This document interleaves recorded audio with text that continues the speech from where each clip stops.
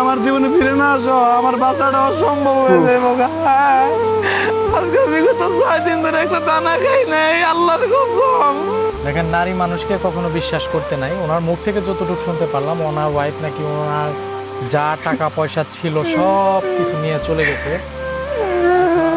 এছাড়া এখানে আইসা কান্নাকাটি করতেছে,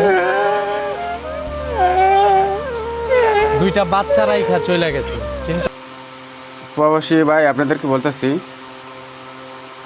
দেখেন মানিক ভাইয়ের বাসায় একটা ভাই এসে এসে কানাডা লাগাই দিছে।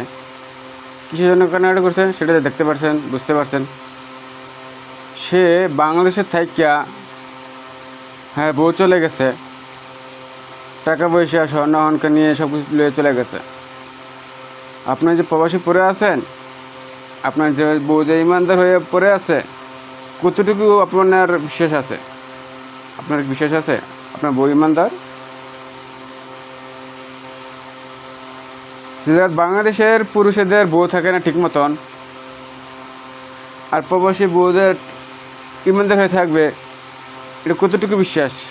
আপনাদেরকে কিছু একটা অঙ্ক দিতে চাই।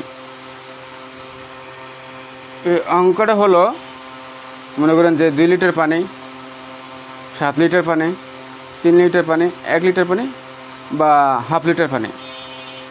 ধরেন আপনাকে আমি 7 লিটার পানি দিতে চাই না,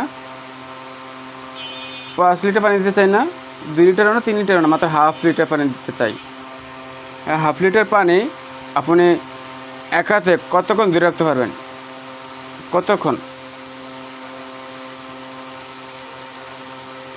জোরে গেলে 5 ঘন্টা, এর চেয়ে বেশি দিতে পারবেন না।